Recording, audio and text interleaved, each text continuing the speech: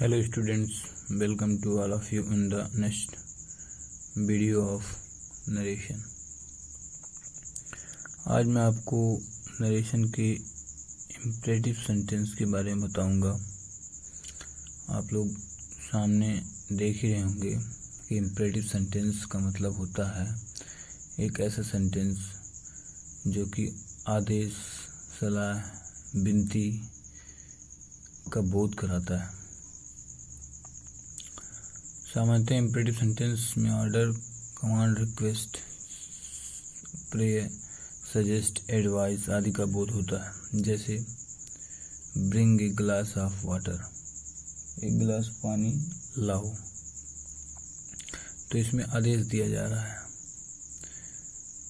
यदि reported speech में अर्थात इन्वर्टेड कॉमास के भीतर इम्परेटिव सेंटेंस का प्रयोग हो तो उसे इनडायरेक्ट स्पीच में इस प्रकार से बदला जाता है। रूल्स में आप देख रहे हैं कि सेज, से, सेड के अर्थ के अनुसार order, orders, ordered, request, requested, ask, asked, beg, begs, begged, tell, tells, told, command, commands, commanded, warn, warns, warned, advice, advises, advised, assisted, suggested, implore, implores, implored,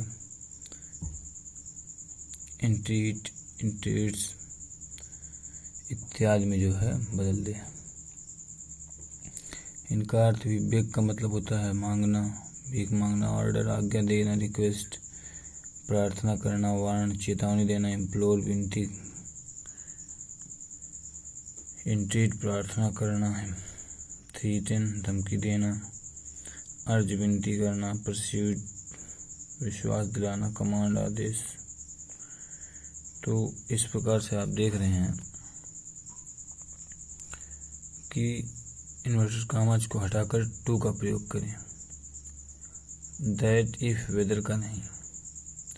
inverted commas के भीतर संबोधन के रूप में किसी नाउन का प्रयोग हो तो उसे रिपोर्टिंग वर्ब का ऑब्जेक्ट बना दें।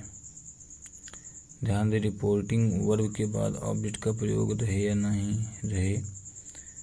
इनडायरेक्ट स्पीच में रिपोर्टिंग वर्ब के बाद ऑब्जेक्ट का प्रयोग अवश्य करें।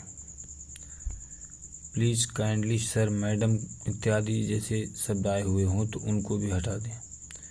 सर, मैडम के स्थान पर रिस्पेक्टफुली का प्रयोग वर्ब के बाद करता है। सर, मैडम की बात प्रयुक्त सेंटेंस की रिपोर्टिंग वर्ब को बदलें। सर, मैडम का प्रयोग रिपोर्टेड स्पीच के लास्ट में भी रह सकता है। रिपोर्टिंग वर्ब के बाद ऑब्जेक्ट का प्रयोग हो तो सर, मैडम के स्थान पर रिस्पेक्टफुली का प्रयोग ऑब्जेक्ट के बाद किया जाता है। जरूरत के मुताबिक जनरल रूल्स को फॉलो करें। अब आइए हम कुछ एग्जाम्पल देखते हैं। जैसे दिया है कि he said to Pankaj sit down, उसने पंकज से कहा कि सिट डाउन, बैठ जाओ। तो इसमें दिया आपको इनडायरेक्ट इसका दिया है कि he told Pankaj to sit down, उसने पंकज से बैठ जाने के लिए कहा। फिर teacher said to the students keep quiet, अध्यापक ने छात्रों से कहा कि शांति बनाए रखो। तो इसका है teacher asked the students to keep quiet. तो हम जोड़ किससे रहे हैं? टू से। टू से जोड़ने के बाद जो है ये इन्फिनिटिव बन जाता है ये verb. The inspector said to him call the witness, inspector ने जो है उससे कहा कि साक्षी को बुलाओ, गवाह को बुलाओ। इंस्पेक्टर ने जो ऑर्डर किया him to call the witness, कि साक्षी को जो है बुलाओ। He said to me please help me, उसने मुझसे कहा कि कृपया मेरी सहायता कीजिए। तो he requested me to help him, उसने जो है अपनी रिक्वेस्ट के लिए अपने सहायता के लिए विनती किया।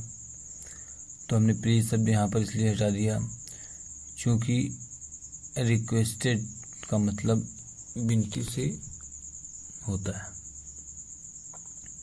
तो इस प्रकार से आप देख रहे हैं कि किस प्रकार से जो है वो हम जो एडवाइज्ड, रिक्वेस्टेड, आस्क्ड, टोल्ड का प्रयोग करके दोनों सेंटेंसों को जो हम टू से जोड़ रहे हैं। तो ये तो अफर्मेटिव इम्परेटिव सेंटेंसेस थे। इसके बाद इसमें नेगेटिव सेंटेंस भी आता है जो डू नॉट या नेवर से शुरू होता है। जैसे यहाँ देख रहे होंगे आपकी लिखा है कि नेगेटिव इम्परेटिव सेंटेंस। तो negative imperative sentence don't say start होते हैं। यदि रिपोर्टेड स्पीच में नेगेटिव इम्परेटिव सेंटेंस का प्रयोग हो तो उसे इनडायरेक्ट स्पीच में इस प्रकार बताया जाता है।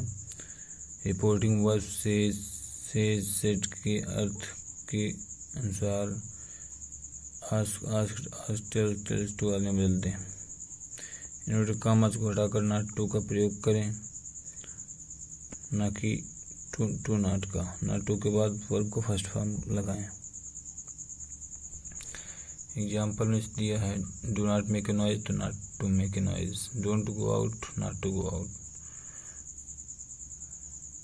दिया है। एग्जाम्पल है he said to me don't open the door, उसने मुझसे कहा कि दरवाज़ा मत खोलो। तो he asked me not to open the door, तो सेड टू के स्थान पर आस्क्ड टू का प्रयोग हुआ है। उसके बाद डू नॉट के स्थान पर नॉट टू का प्रयोग किया गया है।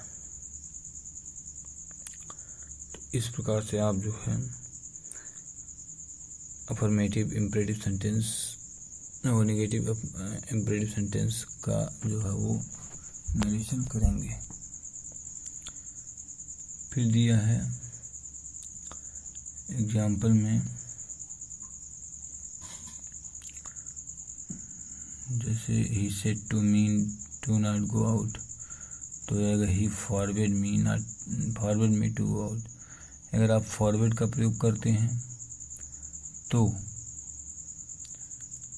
नॉट, डू नॉट के स्थान पर अगर आप फॉरवर्ड का प्रयोग करते हैं तो यहाँ पर तुरंत डू नॉट को हटाकर टू से जोड़ दें, क्योंकि फॉरवर्ड का मतलब नेगेटिव होता है, यानी कि मना किया, उसने बाहर जाने से मुझे मना किया। तो मना किया का मतलब नेगेटिव हो ही गया, तो दोबारा नॉट लगाने की जरूरत नहीं है।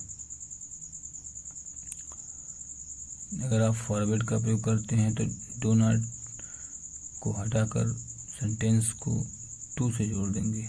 फॉरवर्ड का मतलब नॉट हो जाता है।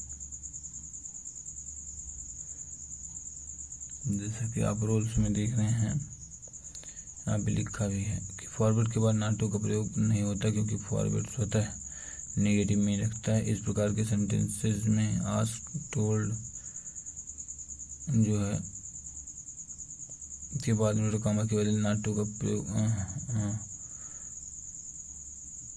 टोल्ड का प्रयोग इन्वर्टेड कॉमा के बदले नॉट टू का प्रयोग होता है।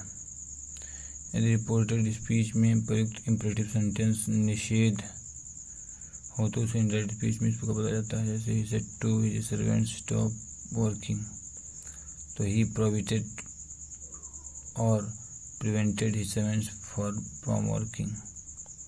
फिर preacher said to the people never tell lie, preacher prevented या प्रोहिबिटेड या प्रिवेंटेड का मतलब होता है मना किया या रोका या the people from telling a lie, जो है उपदेशकर्ता ने सलाह, मतलब जो उपदेश देते हैं उसका मतलब होता है प्रीचर। सलाहकर्ता ने जो है लोगों को झूठ बोलने से मना किया या रोका। तो इस प्रकार से आप देख रहे हैं जो है कैसे इम्परेटिव सेंटेंसेस को जो है वो हम डायरेक्ट नेचर में बदल रहे हैं।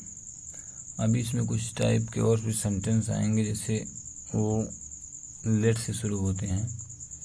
तो लेट से शुरू होने वाले सेंटेंसेस के बारे में जो है हम वो नेक्स्ट वीडियो में देखेंगे। फ़िलहाल तो जो है इसी वीडियो में हम एक उदाहरण लेते हैं, इसलिए he said to me don't read the Gita, तो उन्होंने कहा कि he asked me to read the Gita.